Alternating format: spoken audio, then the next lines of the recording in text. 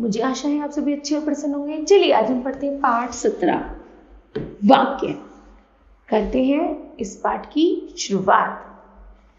कृष्ण और सुदामा मित्र थे। कृष्ण राजा थे और सुदामा गरीब ब्राह्मण थे। दोनों में गहरी दोस्ती थी।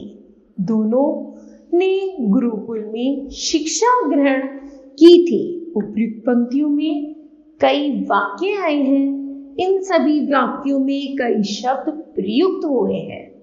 वाक्य में शब्दों का क्रम में व्यवस्थित ढंग से प्रयुक्त होना आवश्यक है। शब्दों का सार्थक समूह वाक्य बनता है। ठीक है, चलिए जानते हैं इसे परिभाषा के माध्यम से। शब्दों के व्यवस्थित क्रम एवं सार्थक समूह को वाक्य कहते हैं। क्या कहते हैं? वाक्य कहते हैं। वाक्य के अंग। वाक्य के दो अंग होते हैं। पहला उद्देश्य, दूसरा विधेय। उद्देश्य किसे कहते हैं? वाक्य में जिसके विषय में कुछ कहा जाए उसे उद्देश्य कहते हैं। कर्ता ही उद्देश्य होता है। जैसे राम स्कूल जाता है, मीनाक्षी देर तक पढ़ती रही। ठीक है।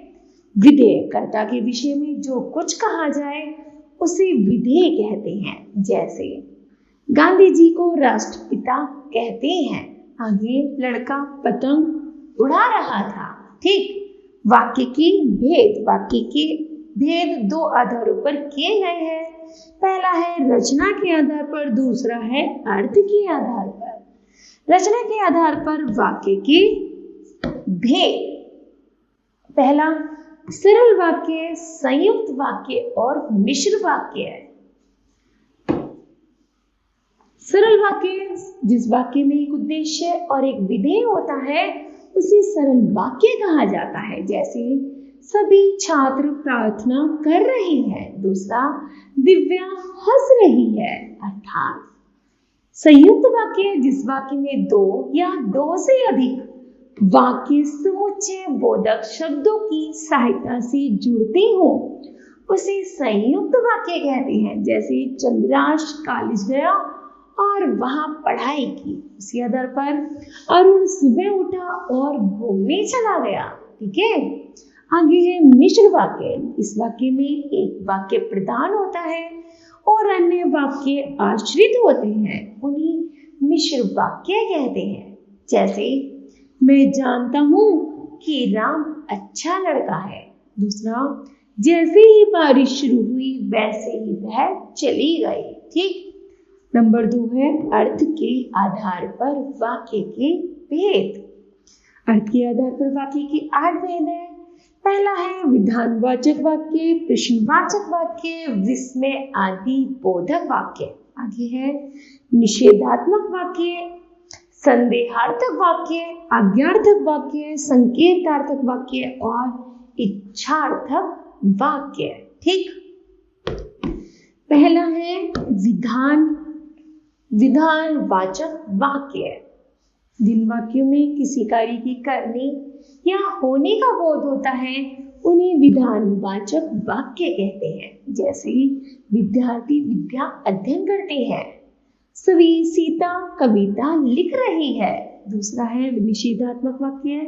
वे वाक्य जिनमें कार्य का नहीं होना अथवा नहीं करने का बोध पाया जाता है, ऐसे नकारात्मक वाक्यों को निषेधात्मक वाक्य कहते हैं। जैसे मैं नहीं जाऊंगा, निहाल शरारत नहीं करता।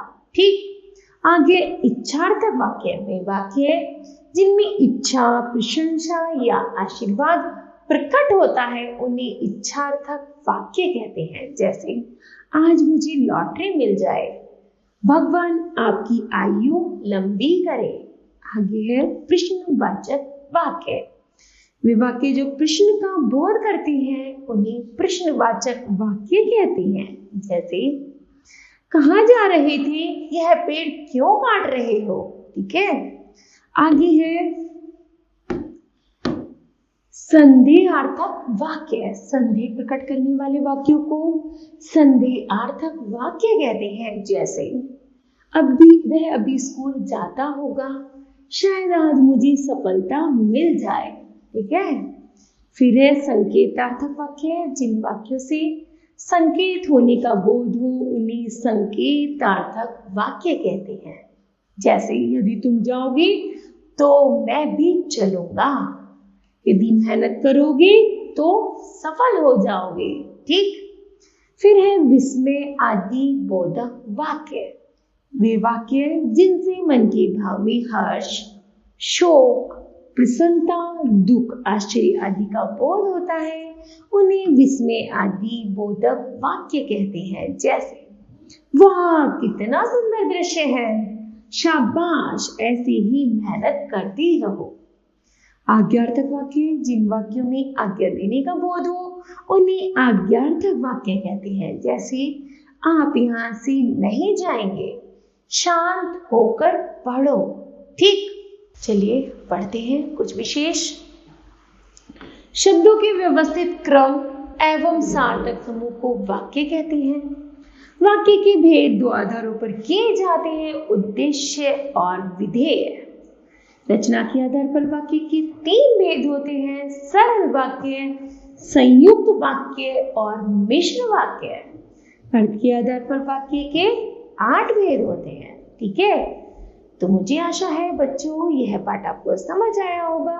धन्यवाद।